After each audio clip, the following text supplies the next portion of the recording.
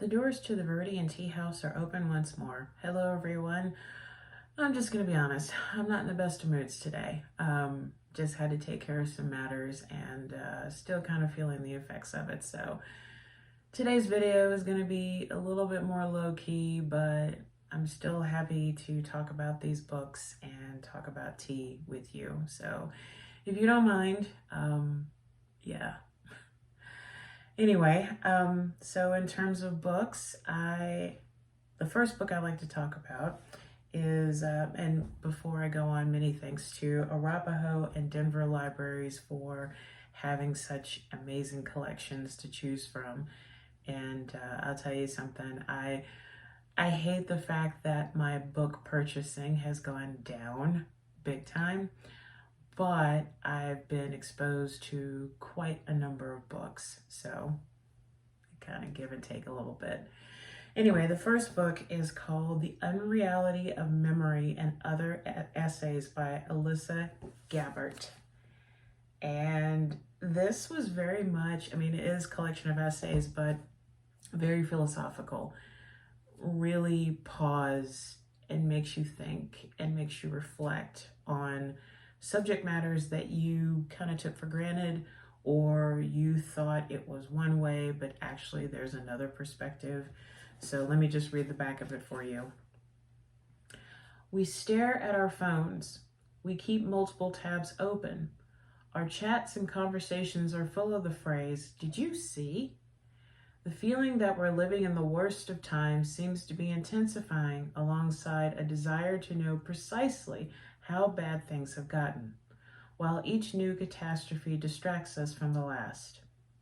The Unreality of Memory collects the acclaimed poet and columnist Elisa Gabbert's provocative searching essays on disaster culture, climate anxiety, and our mounting collective sense of doom, exploring our obsessions with catastrophes past and future, from the sinking of the Titanic to the Chernobyl nuclear accident, and from witch hunts to the plague. These deeply researched, prophetic meditations questions how the world will end, if indeed it will, and why can't we stop fantasizing about it?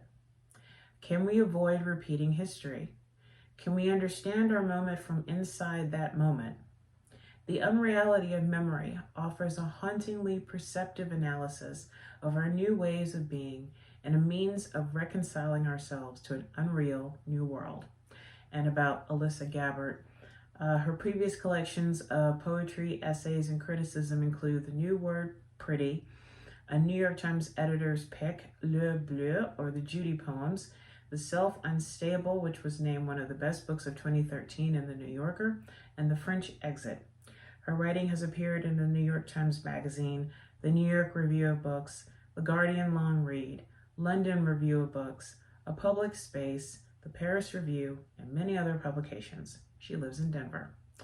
So yes, like I said, these are very provocative, thought-producing essays that really makes you take a step back and ask yourself, well, why am I doom scrolling? Which I've noticed, I'll freely admit, I have been doom scrolling more than I should lately. It's like, once you go down that Instagram rabbit hole, like you just can't stop scrolling. And then you look at the comments, and that doesn't really help your mood. It actually makes it worse. And you keep doom scrolling and doom scrolling. And every so often, you'll see a post that'll make you smile, kittens, puppies, or a good deed done by one human to another. But then you go right back to the doom scrolling. And she talks about things like that in this book. Let's see, I'm trying to see, what's a really good one? I'm not going to read the entire essay, but what would be good? Oh yeah, one of the best essay in this book that I have to say is the one about witches and whiplash, talking about hysteria found in women, genital mutilation. What exactly was the witch hunt about? Let's see, can I just find, no. I wish I could read like a part of it to you, but quite honestly, I mean, you just have to read the entire essay. It's absolutely phenomenal.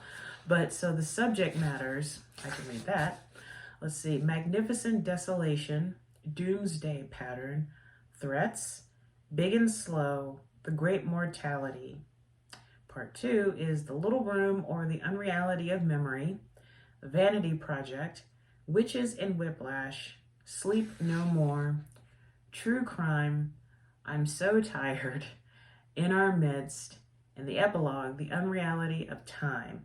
And there was one part in here, and I think it was the unreality of memory. She talks about how there are memories that people will have and they never happened. Like she mentioned, if I'm remembering correctly, there was a movie that many people thought came out and it never existed. And I'm like, I thought it existed. Wait a minute, I thought it did, but actually it didn't. So how reliable is our memory? But yes, this is a collection of essays that will make you think. And they will make you think about not only the world, the current state of the world that we live in, but ourselves and how we fit in that world. So for The Unreality of Memory by Elisa Gabbert, it receives Viridian Tea House's 5 pots of tea. And actually, I reached out to her and I told her that I was truly enjoying her book. And, you know, the fact that she's local, it's like, yeah, I just want to let you know, I thank you for this book. Thank you. Sometimes it's really hard to look at certain truths, especially when they really kind of hit close to home. But this hit close to home for me on so many levels. And I said, well, it's time to kind of discard the shit that I thought was true and to look at this different reality, or at least look at a different perspective and consider a different perspective. So, but yeah, Alyssa, if you're watching this video, thank you so much for this book, and I can't wait to read your poetry. But yes, that is The Unreality of Memory and Other Essays by Elisa Gabbert. Highly, highly recommended. 5 pots of tea. Excellent read. And I almost kind of hate to have to return it to the library, but this was truly an excellent read. So the second book I'd like to talk about today was written by one of my favorite singer-songwriters. And you know, for the longest time, I wasn't into her because a guy that I can no longer stand was really into her. And I was like, oh, well, I don't want to listen to her because he listens to her. That makes no sense. But I went to a concert of hers and I was blown away. And I fell in love with her music. I fell in love with her words. I just fell in love with her, very much so. And in fact, she is one of the inspirations for the tea blend that I'm going to be talking about in just a few minutes. So this is Tori Amos, and the book is Resistance, a singer-songwriter story of hope, change, and courage. You know, I love Tori Amos. I really do. She's one hell of a singer. Her music, her lyrics just transcend reality. And I'm ashamed to admit that I haven't listened to her newer work, but I've been listening to her newer work while working on manuscripts. So, and it's just nice to know that she's always changing, always evolving, but at the core, she's always Tori Amos. And so let me read the dust jacket for you. A timely and passionate call to action for engaging with our current political moment. From the Grammy-nominated and multi-platinum singer-songwriter and New York Times bestselling author, Tori Amos. Since the release of her first career-defining solo album, Little Earthquakes, Tori Amos has been one of the music industry's most enduring and ingenious artists. From her unnerving depiction of sexual assault in Me and a Gun, to her post-9/11 album, Scarlet's Walk, to her latest album, Native Invader, her work has never shied away from combining the personal with political. Amos was a teenager when she began playing piano for the politically powerful at hotel bars in Washington, D.C. during the formative years of the post-Goldwater and then Koch-led libertarian and Reaganite movements. The story continues from her time as a hungry artist in Los Angeles to the subsequent 3 decades of her formidable music career. Amos explains how she managed to create meaningful, politically resonant work against patriarchal power structures, and how her proud declarations of feminism and her right for the marginalized always proved to be her guiding light. You go, girl. She teaches readers to engage with intention in this tumultuous global climate and speaks directly to supporters of the Me Too movement and Time's Up, as well as to young people fighting for their rights and visibility in the world. Filled with compassionate guidance and actionable advice, and using some of the most powerful political songs in Amos's canon, Resistance is for readers determined to steer the world back in the right direction. Some of the pieces in this book were heart-wrenching, and some of them were a little bit funny, just talking about like how she got into playing in bars to how she's viewing the current state of the world and if anything can be done about it. Should we just be apathetic and go, we had a good run? Or should we fight? Should we show compassion to the people that wouldn't show compassion to us? Should we listen? Should we say, we don't agree, but let's respect each other's views instead of saying, I'm right and you're wrong and shut up and you need to listen to me. The more doom scrolling, thanks to Elisa Gabbert, the more doom scrolling that I go through, the more I see moments of light. And it's the moments of light that make me realize that there is hope. There is hope. And it's not just one group of people, it's spread across the board. People who are saying, I'm fed up and I want to do something different. I want to make a change. Some people say, I'm only one person, what can I do? And that makes me think about the time when I went to a climate change action workshop with another singer-songwriter, Vienna Teng. And one of the questions was, but I'm only one person. What can one person do? Quite a lot, actually. Quite a lot. I like to think of it as like a ripple effect. You show your character. I don't care who you are. You show your character. You go out there and you do something for good. Some people are just going to ignore you. Some people are going to yell at you. But then there's others that are going to look at you and go, And maybe out of that small group, one will be inspired, and then more, and then more, and then more. Reading this book gives me hope. Very much so. And it was really cool that several of her songs' lyrics were posted in the book. And it's like, oh, okay, now I get the subject of this song. Now I get it. It took me a while, but I got it. But this truly was an excellent read. And just like with The Unreality of Memory, these 2 books gave me a time to pause and reflect and to look at my life as the owner of a tea company, author, strange and unusual woman, and what can I do to be a part of this wave for good?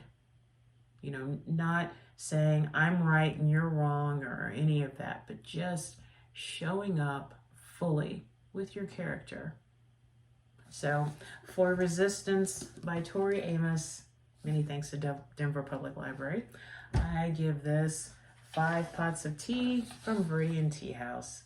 And like I said, these 2 books just really made me think. And they really made me think, I'm one woman, but I can still do something. I still can. So, but many thanks for those 2 books. Many thanks. And actually, talking about these 2 books, it's making my mood a little bit lighter. So I'm really sorry again that I'm not my usual wild and crazy self and being all loud and whatever. But yeah, sometimes you just gotta pause and reflect. You do. So the one cool thing, I'm trying to do more of the one cool thing that I've discovered before we get into the tea portion, is the latest Chap magazine. And this one deals with folklore, British folklore. So I've talked about the Chap magazine before, but if you are new to the Chap, they are all things dapper. I just absolutely love the Chap. The magazine is in the UK, but you can go on their website, and not only do they have back issues and current issues, I think the new issue is about the beret or wearing hats. I can't remember. I'll have to check. But not only does the website have the magazine, but they also have, you know, like the cologne and pocket squares and upcoming events that sadly are just in the UK. But if you live in the UK, you can do the Chap walk, the flaneur walk. You can engage with other chaps and chapettes. But yes, this, let's see, some of the, let's see here. So some of the contents about cryptozoology and the Grand Flaneur walk that happened, the third saunter, straw togs, let's see, how to form a cult, the Bury Man. I've never heard of that legend before. That was really interesting. Drinking folklore, the stories, myths, and legends associated with alcoholic beverages and the drinks that inspired them. And then folk horror, specifically the Unholy Trinity, the Wicker Man, the Blood on Satan's Claw, and Witchfinder General. So yeah, if you are interested in folklore, horror, or you just want to read a really gentlemanly and gentlewomanly magazine, you cannot go wrong with the Chap. But yeah, I really enjoyed reading about the different folklores, and you know, I'm not really a fan of folklore horror. Like I don't like too much gore. Now, the weird thing is, like, I'll watch a good vampire movie or werewolf movie, but when it comes to like, you know, like Midsommar and The Wicker Man, I can't do it. I'm a weenie. I can't help it. But many thanks to the folks at the Chap magazine. My boyfriend and I cannot get enough of your magazine, and we've already received our emails regarding the new issue, and please, I just cannot wait. So expect an order from Colorado as soon as the issue comes out. But this is my cool thing for the week, the Chap magazine folklore edition. Thank you, and thank you. As I say, expand your mind, refine your wardrobe. So the tea that I have for today is the absolute newest blend from my company, Viridian Tea Company, and I made posts about it on Facebook. So I was born in 1974, and I was very much a child of the 80s, but my college years were in the 90s. I went to school in 1992 to 1996, and there was a lot of incredible music that shaped me into the person that I am today. And a lot of those CDs I still listen to. I was all about singer-songwriters, just kind of finding my way in DC. You know, Indigo Girls and Fiona Apple, Alanis Morissette, Tori Amos. Also getting into, I call the second or third, I can't remember if the second or third wave of goth in the 90s, you know, when all these bands started coming up, and Cleopatra Records. Oh my God, I loved going through the catalog, and also going to the goth stores in DC just to kind of see, you know, what magazines were out. But the 90s for me was a time of change, a time of me figuring out what my life was all about and what I was into.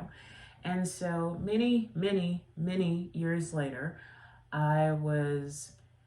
it just kind of struck me, and I was listening, not to be cliche, but I was listening to Tracy Chapman, and it came to me. So the new tea blend is called Combat Boots and Flowery Dresses. And the reason why I called it that, one, because that was one of the styles of the 90s, But also, I used to wear that. One of my favorite looks was I had a long black and white floral dress that I would wear like a black top over, and then I would have my combat boots, or I would wear like long, just regular long flowery skirts, my combat boots, and a black top. That was my look for the longest time. So combat boots and flowery dresses is my nod to a part of my life and a part of y'all's life too.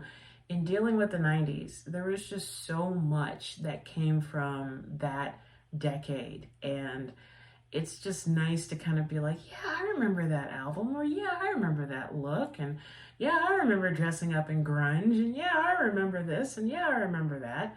And actually, the label has a photo of combat boots. This is actually the bin with the tea in it.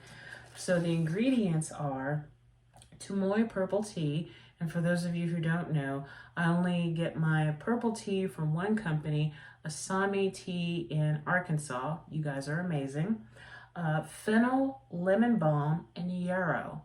So I kind of did a little quick research on yarrow. I've got it up here on my larger computer. And this is from naturalfoodseries.com. So those of y'all who are unfamiliar with the benefits of yarrow, it helps with healing of wounds, anti-inflammatory properties, gastrointestinal remedies. I suffer from silent reflux, so this ought to be really good. It's an antiseptic. It reduces scarring, hormonal balance.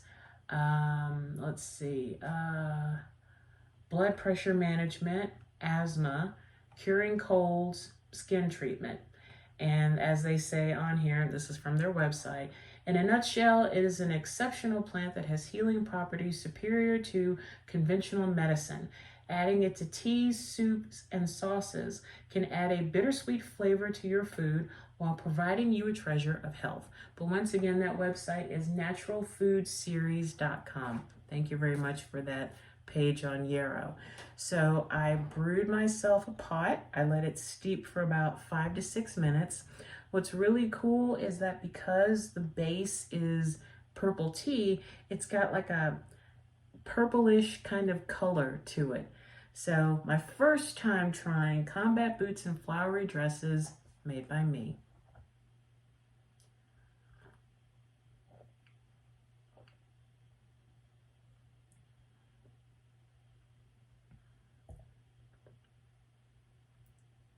That's a very interesting taste.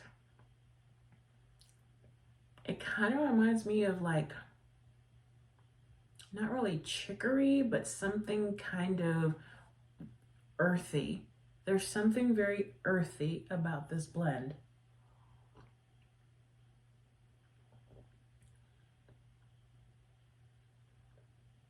And there's a faint, I can kind of taste the faint lemon balm, but this is a very earthy tasting tea. This is earthy. There's nothing sweet about it. There's nothing really kind of flowery about it. This is kind of heavy, but it makes me think of my combat boots with my flowery dress. So the earthiness would be like the combat boots, but it's made with like yarrow and lemon balm and fennel, so that's the flowery part of it. But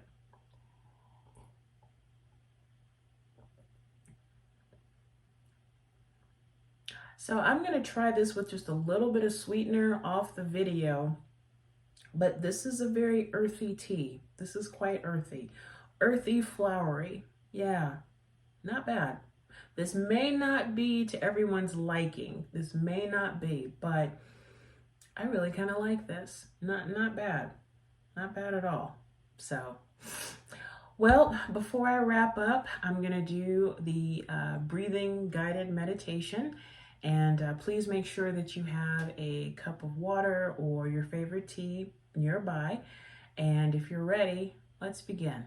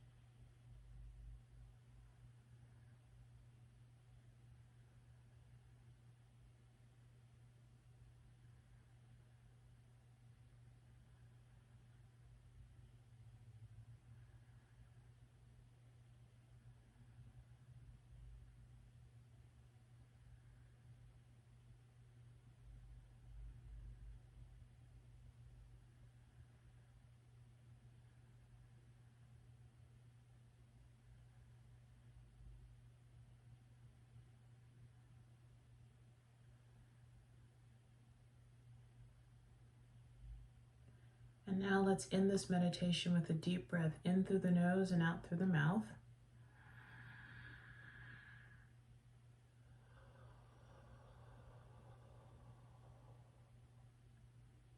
Slowly open your eyes or allow your eyes to come into focus.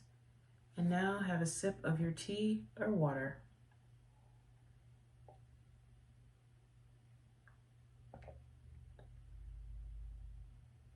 I'm wondering if what I'm tasting is the yarrow, because as I'm looking at the website, it's a bittersweet flavor, and that's what I'm getting.